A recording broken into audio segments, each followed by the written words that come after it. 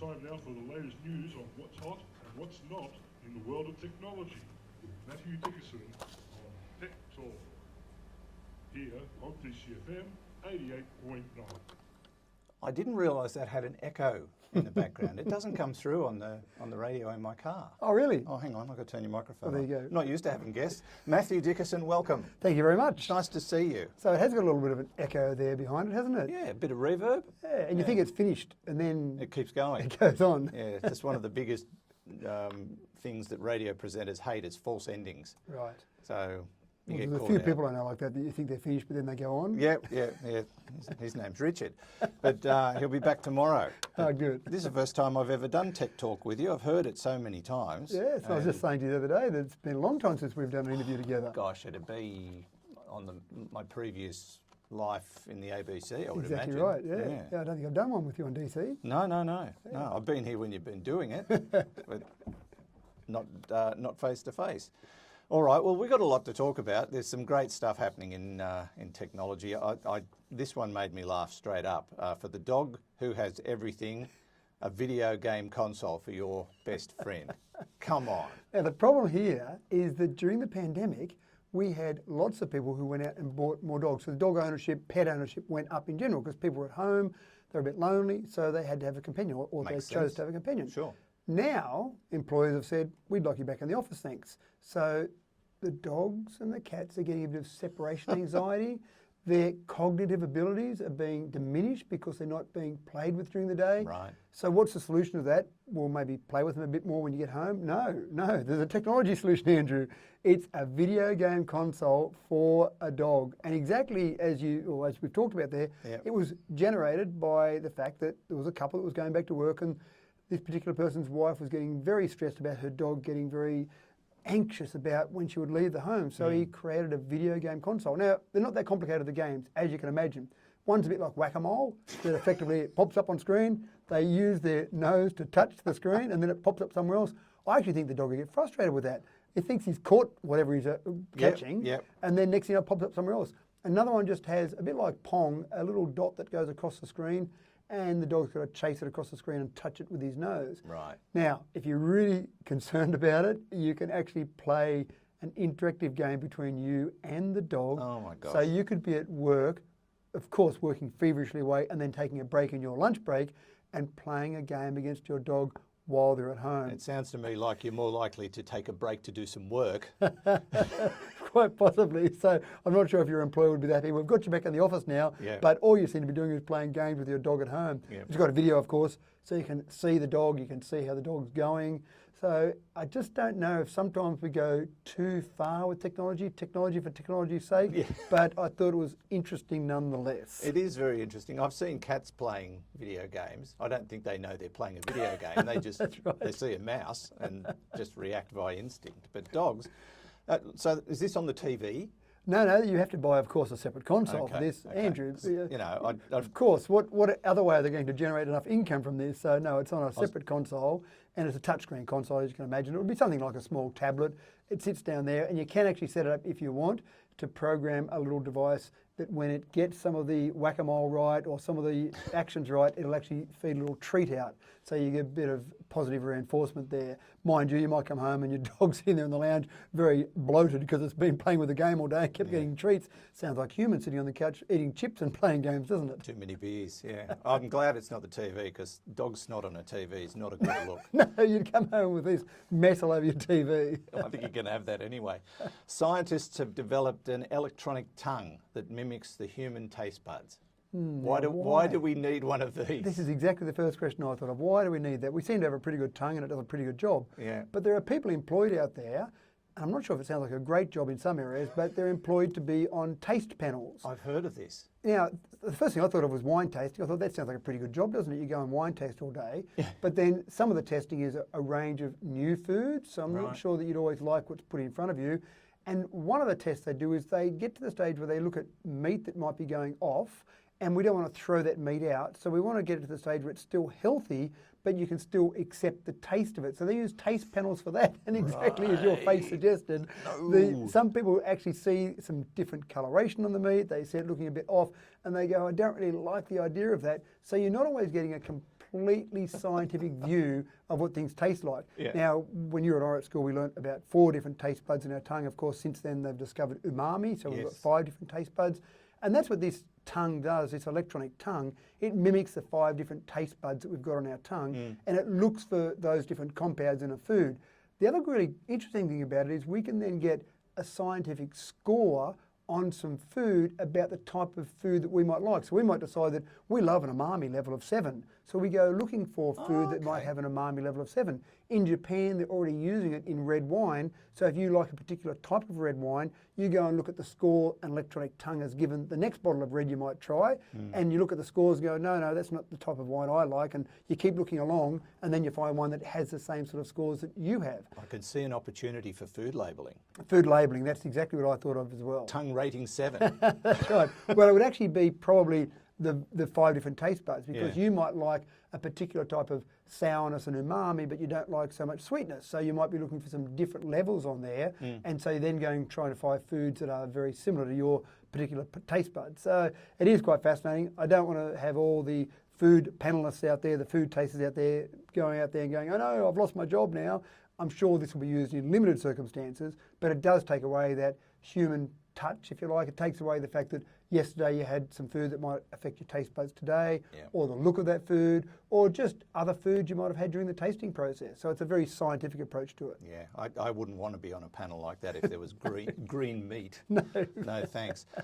Can sensor technology help keep office workers healthy? I'm really keen on this, having worked in offices for most of my career. I actually thought of me as a kid. I used to have this discussion with some of my teachers, and I'd say, okay, I go to bed and I'm in my little bedroom, and surely as I'm breathing out all this carbon dioxide and breathing in oxygen, I'm using up the oxygen in my room. Why don't I suffocate? Why don't I get rid of all the oxygen in my room? Now, I actually went and did the calculations when I was at school and worked out there was enough oxygen there to keep me going for a long time.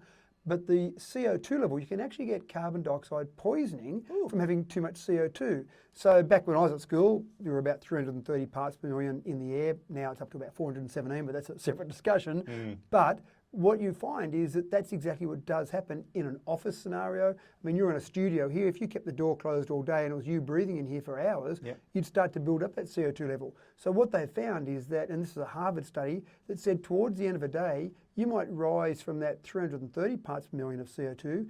In an office scenario, it could get up to 2,000. Once you get to 2,000, you start to get a bit drowsy. Now, when people think they've been working so hard all day and they're getting drowsy towards the end of the day, it might actually be the CO2 levels in the room. When you start to get to 10,000 parts per million, that's getting pretty drastic. 30,000 parts per million, you're starting to basically qualify or get to the stage where you could actually pass out from carbon dioxide poisoning. Now, most officers don't get to that level, but even a couple of thousand parts per million, that can be significant. So this particular person was a software engineer in London, and she had a daughter that had debilitating asthma. So she wanted to do some checking, some basically correlation between the air quality in her suburb, in her neighbourhood, compared to asthma attacks of her daughter. All right. As a development of that, 7 years later, then we've now got these open sensors that are small, battery operated, relatively cheap. You can put them around the office and it monitors a few things, including the CO2 level. And now we've come out of a pandemic. One of the things that researchers have found is if you've got high levels of CO2 in the office, you're more likely to have more pathogens in the office. So this sensor doesn't detect COVID-19 in the air, but just by the fact that it detects CO2 in the air, that's an indicator that there might be higher levels of pathogen. So again, if the building manager sees those levels creeping up to maybe towards 1,000, they can do something about it, bring in some fresh air, or they might just open a window. That just sounds a bit too simple for a technology solution. It's the way we used to do it. That's right, but even in an office scenario like this, you might say, oh, I've had the door closed for several hours. I've noticed the CO2 level's gone up now to 700, 800. I'll open the door and let a bit of fresh air in. So it could be as simple as that. But again, where was this when I was at school, Andrew? I could have said to the teachers, I'm just going to put one of these sensors in my room and see what my CO2 level gets to. I can see opportunities for manipulation, though. I can, I need a day off. That's right. The CO2's gone to a certain level. That means we all go home. Yes, exactly right. A prosthetic leg. I love this. This has made me laugh. Can change gears to help people go upstairs more easily. Now, I've seen people with prosthetic legs. I've ridden bikes with people with prosthetic legs. One of the things that I've noticed with people with prosthetics is that they seem to be able to walk on flat ground fairly well. And sometimes if they've got long pants on, you don't even know someone's wearing a leg that's not their own leg.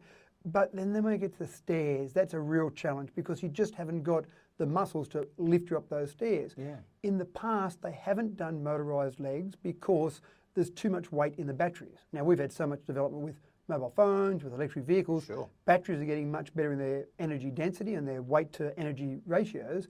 So we've now got prosthetic legs that have got a motor built in, a battery in there, but when you get to a set of stairs, it detects there's more energy being required, so it does actually change gears. It actually changes where the pivot point is so that it doesn't wear out your battery in just one flight of stairs, for example. So it changes the pivot point to give you more torque to get up those stairs. Clever. When you get back to flat ground, then it uses less energy, it doesn't need so much energy then, so your battery will get you through about 15,000 steps. Now, most able-bodied people don't do anywhere near 15,000 steps, they might do 10,000, for example. So it really is designed to get you through a full day. Again, one of the things I find with people that have got any sort of disablement of their body, there's not enough research done because some of the manufacturers think there's not a big enough market. I can only sell this to a select market. There is. Well, quite possibly, but rather than the entire population, they might only be able to sell it to a smaller percentage of the population. But this is fantastic, and for people, again, that I know that have got prosthetics, getting up those stairs is a challenge. Sometimes getting up one step can be a challenge. You know the people who worked out that there was a market for minority groups? The people who invented left-handed scissors. If they can do it, anybody can. That's right. And there's what's left-handed? It's only 12% or some small percentage of the population. It is. I read 20%. 20%. I don't think it's that much. But, yeah. That's right.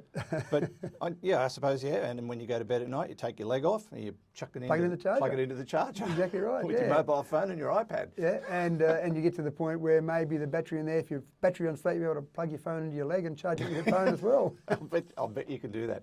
I ran into a bloke the other day I haven't seen for ages, and he's got a prosthetic leg now, but he had his own personal Aboriginal design imprinted on the leg. Yeah, okay. So that's the sort of stuff they can do now. Yeah, and with 3D printing, they can customise them specifically to each person. Yeah, it's quite amazing. Indeed. And finally, this is one that'll hit home with just about everybody who's got some kind of electronic or mobile device in their house or in their pocket. Telstra is blocking 7,600 scam emails per minute. Per minute. Now, this is only people that use the Big Bond email system. So it must be bigger than that. It's huge. And even though we still get spam emails and scam emails and text messages and phone calls, it's pretty scary to see just how many are being blocked by Telstra. And again, this is only one carrier, but they just put out some data to say, we're doing our best to block all these, but it just gives you an idea of the volume that's coming through. And one of the big problems, of course, is that emails are free. So back in the old days, we used to get those scam faxes. At least it cost people some money to send that fax. So at least you felt better about it. Phone calls, just give me those numbers there, the phone calls and SMS messages. How many phone calls are they blocking? 15 million scam calls each month. That's right, and 61 million text messages, I think it was. And 332 million emails. Incredible. So again, the reason that the phone calls and text messages are lower is that it's not quite as convenient. Phone calls, they've got to set up some routing. They might have to actually pay something to do that. But emails are free, so 332 million emails a year blocked, as you said, 7,600 a minute. And we still get some coming through. So just imagine the volume that's being sent. Multiply that by the other carriers, multiply that by the other email systems, the Gmails, the Outlooks, etc. It is a huge problem. But the biggest problem is that there are companies that is what they do. It's not a little teenager sitting in a basement trying to get some money out of you. This is big business. It is. And you walk into work and you hang your coat up on the coat rack and you go and join your other 1,000 colleagues sitting across the computer network, and then the boss says, right, Andrew, today your target is 3 people. I want to see you make sure you get into 3 people's networks or scam 3 people. End of the day, I only got 2 today, boss. Oh, it's not good enough. We might have to think about cutting your wage back. We're paying you $5 a day at the moment. We have to cut back your $4 a day. It's insane. It is. And this is the thing that we're fighting a bit of a losing battle because it is such big business to people. And the other thing that makes it a losing battle is every time Telstra or whoever develops a strategy to beat one of those people or one of those groups, they come up with a new method. That's right. Like, it used to be overseas phone numbers. You'd see it and go, well, that's a scam. No one knows me from overseas. But then they've started buying into mobile phone numbers. So you're getting an Australian mobile phone number. But they're cloning those numbers. I read a great story some time ago about a girl who got a scam call from her own number. That's right. So they actually, and it costs them nothing to do it, they spoof the number. Yeah. So they make it look like it comes from another number. And I've had the same experience. I've had a missed call, ring the person back, "G'day, how you going? You just called me." "No, I didn't." I go, "Okay, sorry, I know what's happened." Judy got one not so long ago from someone telling her to F off. And she said, "But I never rang you." So Yeah, so it's a problem. And again, that whole issue, exactly as you say, that they come up with different things. So there used to be certain keywords that they look for in emails, but then of course, when people send those out now, they'll replace one letter in a keyword. So if it had the word sale, they might put S@LE, which then doesn't get picked up by the spam filter. So then they add that to the spam filter. Then they come up with SAIE, which looks like sale to a human. Yeah. I guess the problem it's causing is that we are now suspicious about everything. Correct. And genuine stuff is getting overlooked because we think it's a scam. Like we've been getting texts about missing people from the police recently. Yep. And your instinct is to say, "Is that real? I'm not touching the link." Yep. So one good thing about that particular number, if you look at that phone number that it It's comes a from, pretty solid number. well, it's actually a number that they've set up so that carriers don't allow that one to be spoofed. So that's, and you'd say with all ones, well, it's a bit of a process to go through to stop a number being spoofed. But that number, if you get a text from that number, and from memory, it'll be +61 and then a lot of 4s in it. Yep. So if you get a message from that number, then usually it's legitimate. But again, always be alert, be aware, just be a bit suspicious, as you say. Yep. The other problem it's creating is the congestion. So we build our internet for a certain amount of traffic, a certain amount of data being transmitted over that, but then we find that we've got to build our connectivity to be a much higher level to allow for all this rubbish that's on the network. If we only had our normal traffic, we wouldn't have to spend as much money building our network. We wouldn't need as much data on our data plans, for example. Yeah, it's crazy. But as you say, it's big business and they'll just keep on keeping on until someone comes up with the next big invention that wipes them out. But can't see International laws might have something to do with it as well. That might be one way, because obviously most of these are in overseas countries where maybe they're not enforcing laws, maybe they haven't got the laws in place to do that, and it's hard for those international prosecutions. Yes, and I think a lot of governments turn a blind eye. It's good for their economy in Nigeria. Employment. Indeed. All right, good to catch up with you, Matt, and lovely to do Tech Talk with you. Yeah, thank you, Andrew. Thanks for coming in. Matt Dickerson with Tech Talk, usually Wednesdays, Thursday today. I'll be back in the near future with Richard. And you can catch Tech Talk, of course, Wednesday nights on DCFM with Matt and James Eddy. It's a great program. It's 23 to 10, DCFM 88.9.